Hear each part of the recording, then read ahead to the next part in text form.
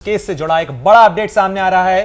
हत्याकांड की जांच के लिए 2 एसआईटी बनाई गई है। जी हां, 2 एसआईटी का गठन उत्तर प्रदेश में किया गया है। डीजीपी ने एडीजी प्रयागराज को जिम्मा सौंपा है इसका एसआईटी का। साथ ही प्रयागराज पुलिस ने भी एक एसआईटी बनाई है। तो इस पूरे मामले की जांच के लिए लगातार पुलिस की तरफ से दबिश दी जा रही है, कार्रवाई की जा रही है। तीनों शूटर्स के तमाम लिंक खंगाले जा रहे हैं और अब दोहरे स्तर पर एसआईटी जांच इसकी की जा रही है।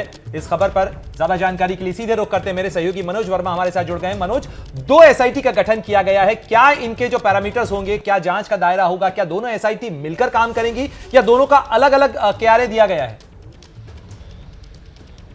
जी बिल्कुल, देखिए आपको बताना चाहूँगा कि दोनों को अलग अलग टारगेट दिया गया है। एक टेक्निकल सर्विलांस के ऊपर काम करेगी और दूसरा जो ह्यूमन नेटवर्क है उसके ऊपर एसआईटी काम करेगी। एक एसआईटी जो है उसमें एडिशनल डीसीपी, एक एसीपी और इंस्पेक्टर को इन्वॉल्व किया गया है। वो पूरी जो एडिशनल डीसीपी है वो इस एसआईटी का नेतृत्व करेंगे और जो लोकल इंटेलिजेंस है उसको खंगालेंगे। कहीं ना कहीं जो तीनों शूटर्स थे उनको अब 2 बजे के बाद रिमांड पर लेने की कोशिश की जाएगी। 2 बजे के बाद कोर्ट में एप्लीकेशन लगाई जाएगी और अब ये देखना होगा कि आखिरकार कितने दिन की जो रिमांड है वो पुलिस को मिल पाती है, क्योंकि तमाम सवालों की फहरिस्त है पुलिस के पास जिनके जवाब अभी तलाशे जाना बाकी है कि ये दोनों शूटर थे, ये माफी चाहूंगा, तीनों जो शूटर थे वो अकेले ही इन्वॉल्व थे या मास्टरमाइंड कोई और था। तो ऐसे तमाम सवाल है जिनके जवाब अभी तक नहीं मिल पाए हैं। क्या ये लगातार रैकी कर रहे थे, इनके पीछे कौन इन्वॉल्व था? तो अभी जब 2 बजे के बाद एप्लीकेशन लगाई जाएगी उसके बाद ही ये साफ हो पाएगा कि आखिरकार कितने दिन की रिमांड मिल पाती है। और कहीं ना कहीं पुलिस जिस तरीके से अब लगातार दबिश दे रही है, कोशिश की जा रही है अपराधियों को पकड़ने की, 4 लोगों को हिरासत में भी लिया गया, उनसे भी पूछताछ की जा रही है। तो अब ये देखना होगा कि आखिरकार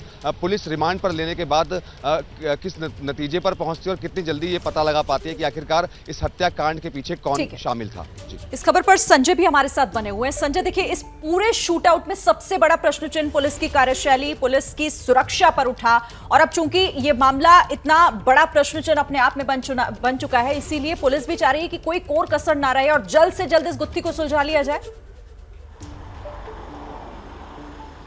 निश्चित रूप से, और इसी लिहाज से मुख्यमंत्री योगी आदित्यनाथ ने पहले तो न्यायिक आयोग का गठन किया और इसके साथ साथ 2 अलग अलग एसआईटी बनी। एक एसआईटी पुलिस मुख्यालय के स्तर पर बनी है जिसके लिए कार्यवाहक डीजीपी आर के विश्वकर्मा ने आदेश जारी कर दिया गया है। इसमें प्रयागराज जोन के एडीजी भानु भास्कर अध्यक्ष बनाए गए हैं और पुलिस कमिश्नर प्रयागराज सदस्य बने हुए हैं। साथ ही साथ फॉरेंसिक लैब के जो डायरेक्टर हैं उनको भी सदस्य बनाया गया है। वहीं प्रयागराज की लोकल लेवल पर, प्रयागराज कमिश्नरेट लेवल पर एक एसआईटी का गठन किया गया है जिसमें प्रयागराज कमिश्नरेट के जो अधिकारी हैं, एडिशनल कमिश्नर हैं, क्षमा कीजिएगा, एडिशनल सीपी हैं, उनको रखा गया है। डिप्टी कमिश्नर ऑफ पुलिस हैं, उनको रखा गया है और साथ ही साथ जो क्राइम सेल के विवेचक हैं उनको रखा गया है। तो ये अपने अपने लेवल पर पूरी जो जांच पड़ताल है वो करेंगे और साथ ही साथ जो लोग हैं, लोगों को ये कहा गया है कि जो भी व्यक्ति पब्लिक का इसमें जा करके अपनी ओर से किसी भी तरह का फॉरेंसिक, टेक्निकल, साइंटिफिक या सर्कमटेंशियल एविडेंसेस देना चाहता है वो जा करके दे सकता है। इस पूरे घटनाक्रम से जुड़ी हुई कोई भी जानकारी, कोई भी सूचना इन एसआईटी को दी जा सकती है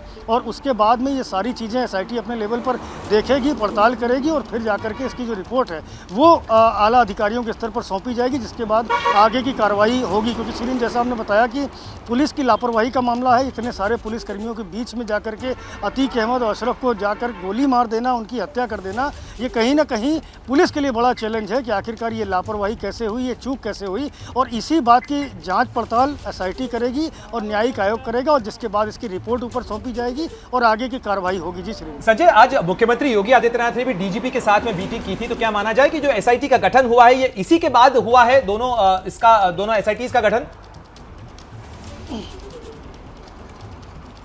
हाँ बिल्कुल, लगातार मुख्यमंत्री इस पूरे मामले पर जो पुलिस के और गृह विभाग के आला अधिकारी हैं उनसे लगातार बैठकें कर रहे हैं। डीजीपी आर के विश्वकर्मा से उन्होंने चर्चा की, संजय प्रसाद जो प्रमुख सचिव गृह हैं उनसे बातचीत की है और पुलिस महकमे के जो अन्य अधिकारी हैं, स्पेशल डीजी प्रशांत कुमार हैं, उनसे लंबी चर्चा हुई है और उसके बाद में ये तय किया गया कि प्रयागराज के कमिश्नरेट के स्तर पर एक एसआईटी बनाई गई है। तो निश्चित रूप से बड़े लेवल पर इस जाँच पड़ताल को आगे बढ़ाना चाहिए और इसी के मद्देनज़र उन्होंने डीजीपी के स्तर एक एसआईटी के आदेश जारी करने के निर्देश दिए हैं। आदेश जारी भी हो चुके हैं और जैसा मैंने बताया कि 3 सदस्यीय एसआईटी है जिसमें भानु भास्कर एडीजी जोन प्रयागराज उसके अध्यक्ष हैं, कमिश्नरेट प्रयागराज के कमिश्नर रमेश शर्मा उसके सदस्य हैं और साथ ही साथ जो निदेशक हैं फॉरेंसिक। ठीक है संजय, तो यानी कि कोई इस बार कोई चूक ना रहे ये सुनिश्चित किया जा रहा है और खुद योगी आदित्यनाथ इस कार्रवाई पर लगातार नजर बनाए हुए। एक और बड़ी खबर आ रही है, अतीक अशरफ मर्डर केस से जुड़ी हुई, पुलिस ने 4 लोगों को हिरासत में लिया है। पुलिस हिरासत में लेकर इनसे पूछताछ कर रही है। 4 लोगों को हिरासत में लेकर पूछताछ की जा रही है। अंकित इस पर हमारे साथ जुड़े हुए हैं। अंकित, कौन है ये 4 लोग, क्या जानकारी है इस पर? जी, फिलहाल जो है इनको सुबह जो है हिरासत में लिया गया, जैसे कि सूत्रों से जानकारी निकल के सामने आई है। हालांकि इनकी पहचान अब तक सामने नहीं आई है, लेकिन जिस बात का कुछ देर पहले हम लोग जिक्र कर रहे थे ना कि टेक्निकल सर्वेलेंस के आधार पर या जो इलेक्ट्रॉनिक एविडेंस है उसके आधार पर, तो पुलिस की जो सूत्र इस बात को इशारा कर रहे हैं कि जो इन लोगों से जो तीनों आरोपी हैं, जो हत्या के आरोपी हैं, उनसे जो पूछताछ हुई थी शुरुआत के 16-17 घंटों के दौरान, उनसे कुछ लीड्स मिली थी। उसके आधार पर पुलिस फिलहाल अभी जांच कर रही है, क्योंकि वो तीनों तो जो है इस वक्त नैनी जेल में है, जुडिशियल कस्टडी में है। लिहाजा उनसे जो लीड मिली थी उसके आधार पर इन लोगों तक जो है पहुंचा गया है और इनसे पता करने की कोशिश की जा रही है कि ये जो चारों लोग कैसे इन तीनों लोगों को जानते थे, इनसे क्या संपर्क है और क्या ये जो एक बड़ा नेटवर्क है, क्योंकि जो एफआईआर है जिसमें इन तीनों का नाम है, तीनों आरोपियों का नाम है, उसमें अज्ञात लोगों का भी 2 अज्ञात लोगों का जिक्र किया गया है। और यह भी बता देना जरूरी है कि जैसे जैसे पुलिस की जांच आगे बढ़ेगी और लोग शामिल होते जाएंगे, तो अभी जो 2 अज्ञात हैं इनके नाम भी सामने आ सकते हैं और उसमें नाम जोड़े भी जा सकते हैं। तो फिलहाल ये जो 4 लोग हैं, इनका जो है इनसे कैसे संपर्क रहा है, कैसे ये लोग कांटेक्ट में आए थे और इन लोगों ने जो यानी कि जो तीनों आरोपी हैं, जो इन लोगों के बारे में जानकारी दी थी, उसके आधार पर इनको हिरासत में लिया गया है। शुक्रिया तमाम जानकारी के लिए अंकित, आपका भी। और साथ ही हमारे साथ संजय त्रिपाठी और मनोज वर्मा भी लगातार ग्राउंड जीरो से जुड़े हुआ हर अपडेट आप तक पहुंचा रहे हैं, क्योंकि अब कोशिश है उन तमाम अनसुलझे सवालों के जवाब तलाशने की। जैसे ही घड़ी का काटा दोपहर 2:30 पे आए, बबीता जी का दिल सास बहू साजिश के लिए मचल जाए। और ये है इनकी बहू, पूरे दिन ऑफिस की टेंशन हो जाए गॉन जब ये करें अपना फेवरेट शो फ्री टाइम पे ऑन। इनकी तरह आप भी देखिए अपना फेवरेट शो अपने टाइम पर और डाउनलोड कीजिए एबीपी लाइव ऐप अपने स्मार्ट टीवी पर।